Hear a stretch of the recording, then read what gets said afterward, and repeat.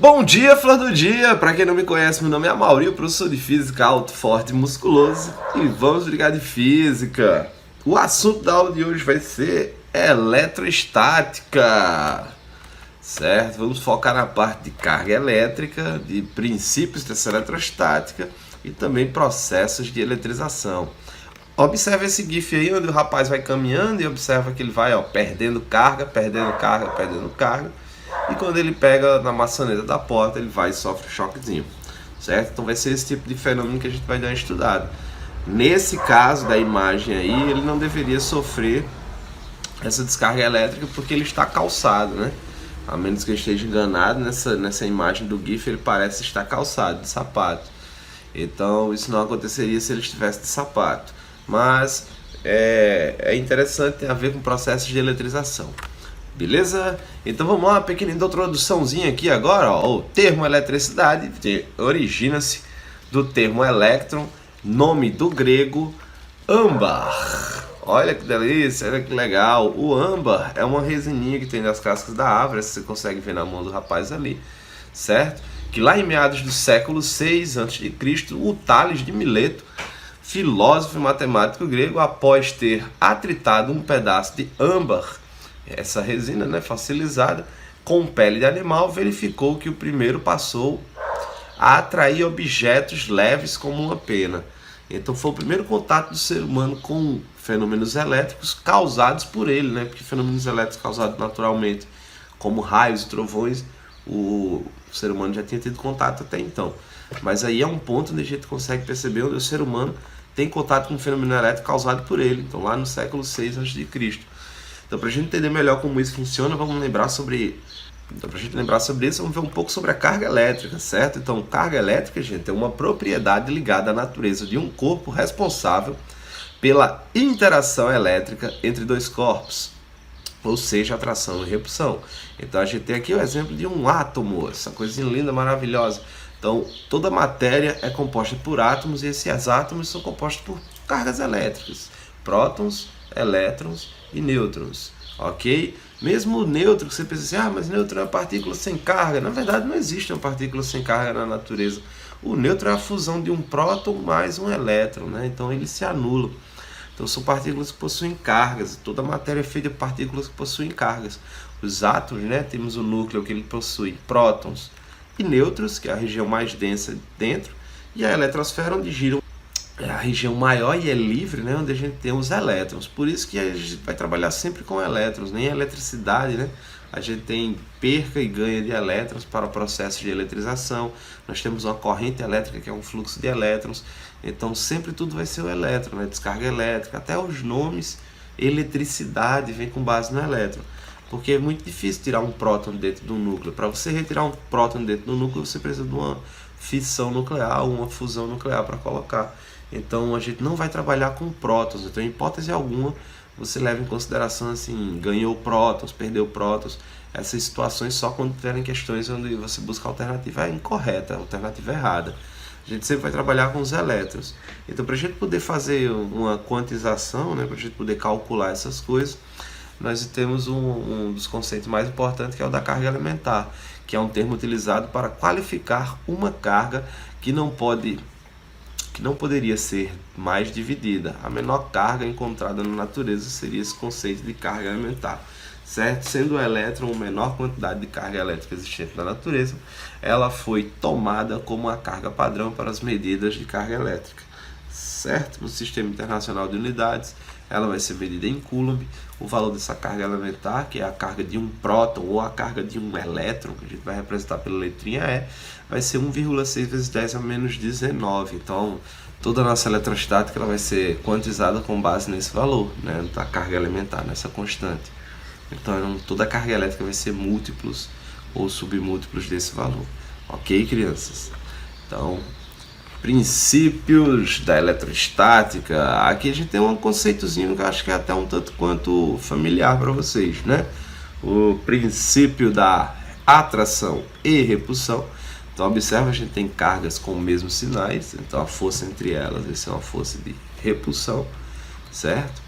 Aqui eu tenho cargas com o mesmo sinal, duas cargas positivas, agora duas cargas negativas. Então as forças que elas apresentam são forças de então elas apresentam entre si uma força de repulsão. Ok, criança? Então quando a gente tem cargas de mesmo sinal, elas se repelem, e cargas de sinais opostos se atraem, né? Todo mundo tem aquela história que fala assim: ah, os opostos se atraem. Pronto, essa ideia dos opostos se atraem é um conceito da eletricidade, da eletrostática. Ok, crianças? Para determinar a carga de um corpo, a gente tem que observar o desequilíbrio de elétrons e prótons que há entre ele, certo? Que há nesse corpo. Então aqui a gente tem uma expressãozinha utilizada para determinar a carga do corpo, que é igual a N vezes E, onde N é o número de elétrons ou prótons em falta ou em excesso, certo? Eu gosto de chamar N como sendo o número de elétrons, aí você usa elétrons em falta quando a carga é positiva, elétrons em excesso quando a carga é negativa.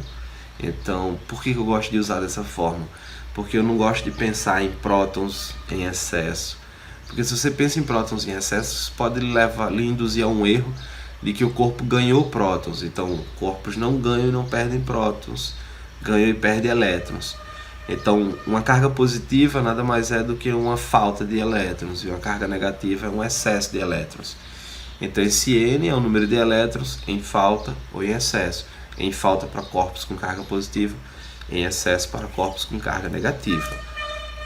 Quando há um desequilíbrio entre o número de elétrons e prótons no corpo, ele está eletrizado, certo, crianças? Então aqui a gente tem alguns exemplos que nos remetem a um corpo eletrizado, né? E o Pikachu dando seu choque do trovão para eletrizar muita coisa. Então a eletrização é mais ou menos isso, é você ter um desequilíbrio entre o número de prótons e o número de elétrons, certo? Então, para uma carga que esteja eletrizada positivamente, é necessário que os seus elétrons estejam em menor número do que os seus prótons. Então, observa a imagem aqui ao lado, ó. Acho que vai ser ali. Vocês estão vendo a imagem ao lado. Que o número de prótons é maior do que o número de elétrons, então ele vai apresentar uma carga positiva. Já quando eu tiver uma situação em que o corpo apresenta o corpo esteja carregado negativamente, é necessário que o número de elétrons esteja maior do que o número de prótons, que aí vocês vão ver aqui, ó, ou é aqui, certo? Tem a imagem aí, onde o número de elétrons supera o número de prótons, então a carga vai ser negativa, ok? Agora eu vou sumir aqui para vocês verem atrás de mim, onde nós temos um corpo neutro. Corpo neutro não é um corpo feito só de nêutrons, ou a matéria feita apenas de nêutrons. Esse é um corpo que possui o mesmo número de prótons e o mesmo número de elétrons. Com o mesmo número de prótons e o mesmo número de elétrons, você acaba por ter um equilíbrio e esses elétrons e prótons, eles se anulam. Então, muita atenção agora com condutores e isolantes, ok, crianças? Então nós temos aqui, ó, condutores são substâncias às quais os elétrons se locomovem com facilidade por estarem fracamente ligados aos átomos. Tem maior facilidade em conduzir eletricidade, então eles apresentam elétrons livres na sua última camada de valência e isso facilita a condução de uma corrente elétrica. Essa parte está mais associada aos conceitos de eletrodinâmica que nós vamos estudar posteriormente, após encerrar o ciclo de eletrostática, porque em eletrodinâmica a gente trabalha mais com cargas em movimento, então aqui a gente trabalha mais com cargas em repouso em eletrostática. Mas é um conhecimento importante para a gente saber que a gente não vai eletrizar condutores, sim, mas vai ser mais raro, porque você tem que tomar o devido cuidado, que no cotidiano, se você pega, por exemplo, um equipamento que é assim, ó, de metal, você eletrizou, ele vai se deslocar as cargas e você vai perder aquela eletrização que você fez. Então, em geral, nós vamos eletrizar isolantes. Vamos eletrizar condutores, sim, também, mas eles têm que estar devidamente isolados, então na maioria das vezes a gente vai trabalhar com materiais que são isolantes, certo? Então, exemplos de condutores, nós temos o cobre, olha o cobre dentro do fio, lembrando que esse fio é revestido por um plástico, que é um isolante, porque vai ser para evitar curto-circuito e também para o nosso manuseio, uma vez que a gente também é bom condutor, né? Bom condutor até a página 5, mas a gente vai trabalhar essa ideia mais aprofundada em eletrodinâmica, certo? Porque eu sei que você está pensando assim, mas a gente leva choque, então a gente é bom condutor. Sim, mas você não leva choque com a pilha. Você leva choque com a pilha de controle remoto, certo? Então somos bons condutores quando a gente está falando em eletricidade, né? Predial, residencial. Então, no contexto geral, a gente pode ser considerado bons condutores, nós seres humanos. Mas a gente tem que entender que há um limite para isso, né? Porque tem alguns materiais que não vão ser suficientes para dar um choque num ser humano, que é o caso de uma pilha, de uma bateria de carro também já é bem mais complicado. Ok? Ficou claro essa parte de condutores? Vamos para de isolantes, que seria o oposto, né? Os elétrons estão ligados fortemente ao átomo, certo? O que dificulta sua livre movimentação. São materiais que não transmitem energia elétrica com facilidade ou nem sequer transmitem, certo? Então, quando a gente tem um material isolante, como a gente vê ali, ó, o da borrachinha, eles têm elétrons mais presos, né? Não apresenta esses elétrons livres na sua última camada de valência, o que dificulta a condução da eletricidade, porque, como eu já falei nessa aula de hoje, os elétrons é que são responsáveis por toda a magia da eletricidade, né? Você perde elétrons, você ganha elétrons, você troca elétrons, você tem corrente de elétrons. Então, se os elétrons estão mais fixos, você dificulta mais um processo de condução de eletricidade. Então, só relembrando, condutores e isolantes está bem mais associado ao conceito de eletrodinâmica, onde há movimento de cargas. Beleza? Então a gente tem alguns exemplos aqui de isolantes, ó, como madeira, borracha, vidro, lã, whatever, tem um monte. São todos materiais que têm dificuldade de conduzir ou nem sequer conduzem a energia elétrica. Beleza? Falou legal? Vamos dar sequência? Processos de eletrização. Nós temos os processos de eletrização, 3 deles nós vamos ver, né? Eletrização por atrito, por indução e por contato.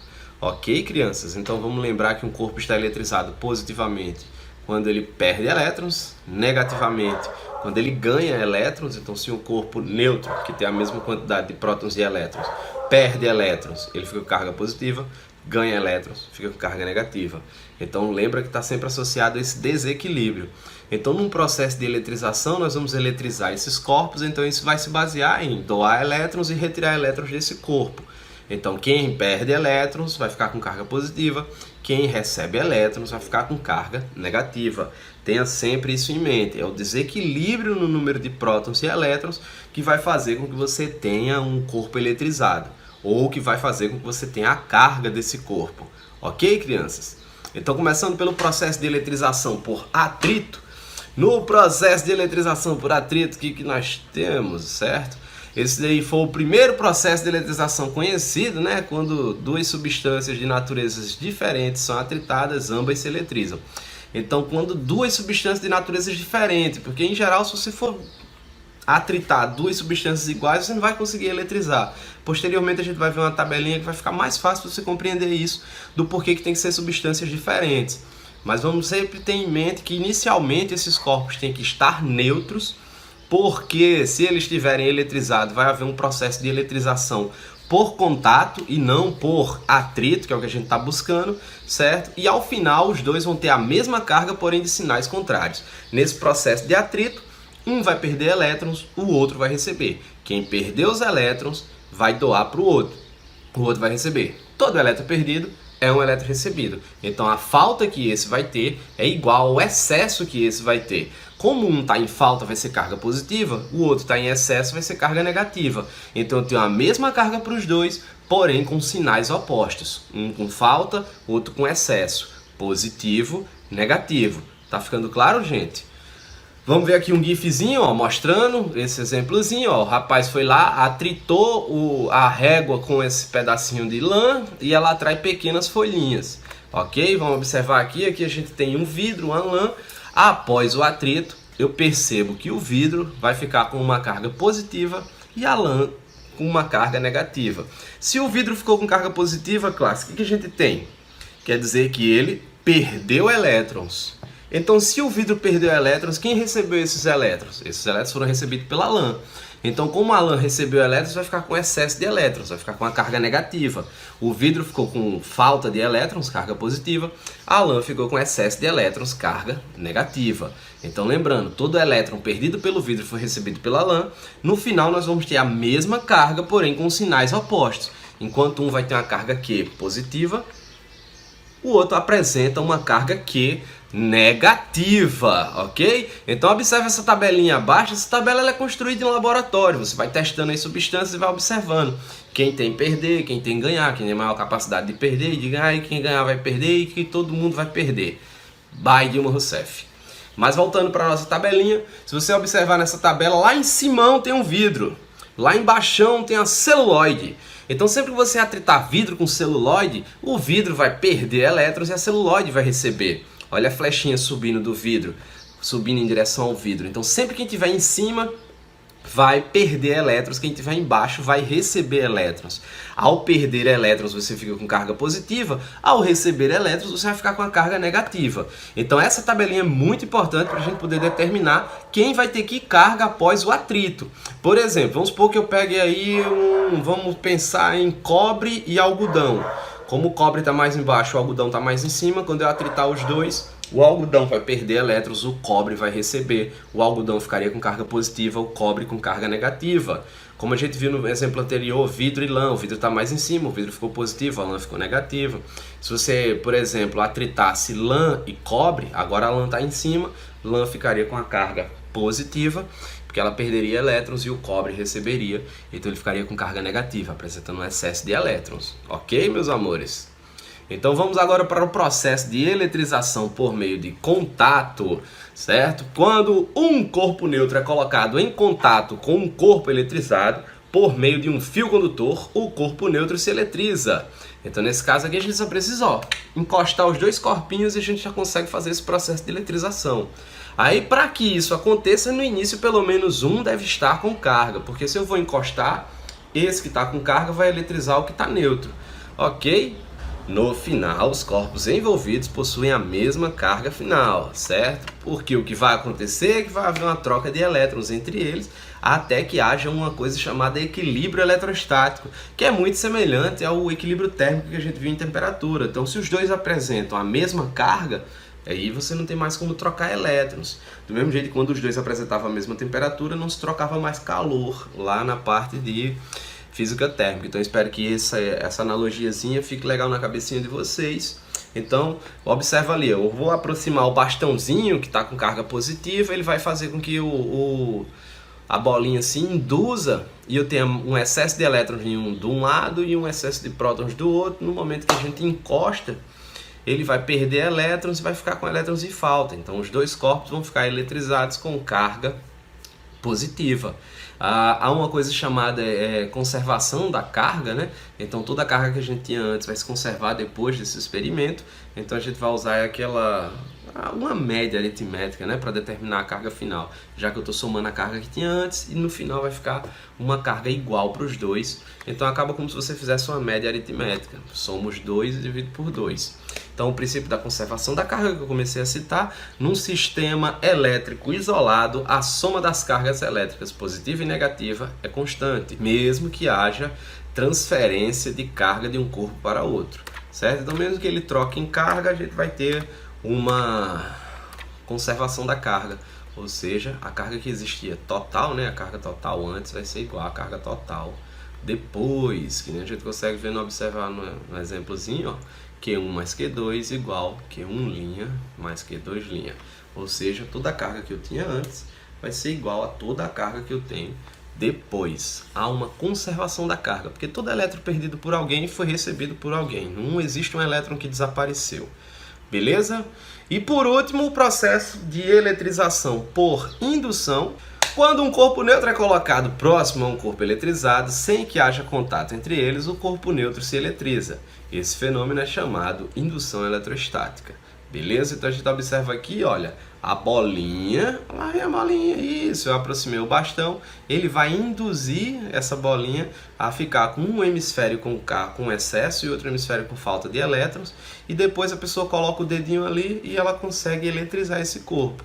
No exemplo que a gente tem aqui do outro lado, vocês vão observar que o indutor se aproximou do induzido, como ele tinha carga positiva, esse indutor A, ele induziu o induzido, que é o B, a ficar com um lado negativo e o outro positivo. Aí nesse caso do exemplo aqui do lado, você tem o rapaz colocando o dedinho, né, e cedendo elétrons para o indutor, o induzido, perdão, cedendo elétrons para o induzido B, e esse induzido B vai ficar com carga positiva. Então, esse processo de indução, por exemplo, é o que explica você eletrizar a régua e a régua atrair os pedacinhos de papel, uma vez que os pedacinhos de papel estavam neutros, então, teoricamente, você tende a pensar que não haveria atração. Mas a gente consegue atrair corpos neutros por causa desse processo de indução. Ok, crianças? Espero que tenha ficado claro para todos. Disse o poeta, vai-te em paz e não peques mais.